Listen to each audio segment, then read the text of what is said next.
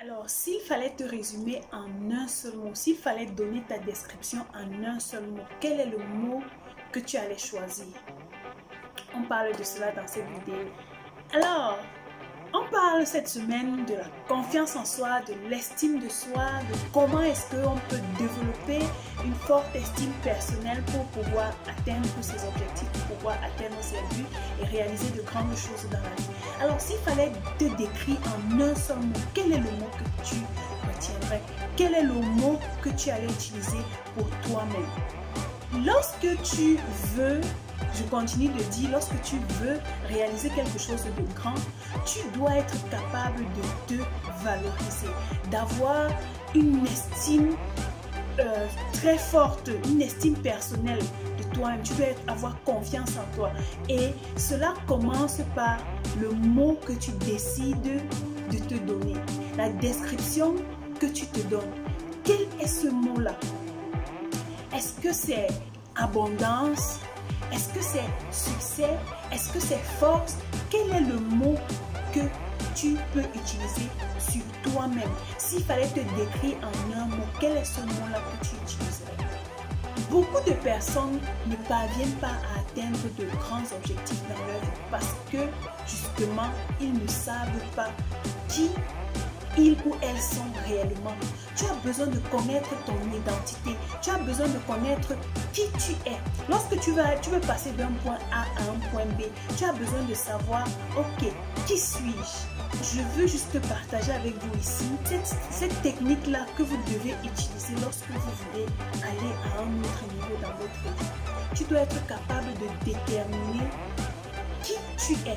Si le mot que tu utilises sur toi, c'est un mot négatif, alors il est encore temps de le changer. Il est encore temps. Nous sommes déjà, on va bientôt amorcer le troisième mois de l'année qui sera la clôture du premier trimestre de l'année. Tu dois être capable de dire, ok, voilà le troisième trimestre de l'année qui est entré, qui s'est achevé. Qu'est-ce que j'ai pu faire? Qu'est-ce que j'ai pu faire dans mon développement personnel, dans ma croissance personnelle? Est-ce que j'ai fait cette croissance personnelle de façon intentionnelle? Tu dois être capable d'effectuer un bilan. Et tout cela passe par cette forte estime personnelle que tu as, par ces mots d'encouragement que tu te donnes, par cette valeur que tu t'apportes, par cette description, ce mot-là que tu te donnes.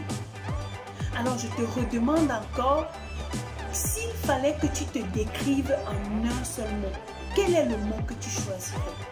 J'ai juste voulu partager cette question qui me trotte dans l'esprit depuis quelques temps pour aussi éveiller votre conscience par rapport à cela.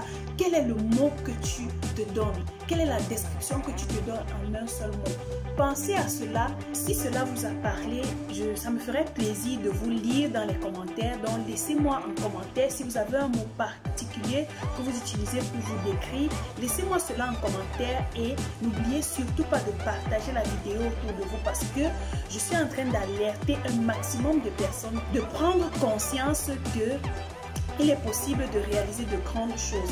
Et tout cela passe par ces petites étapes-là que je vous donne tout le temps pour pouvoir grandir, pour pouvoir croître de façon intentionnelle.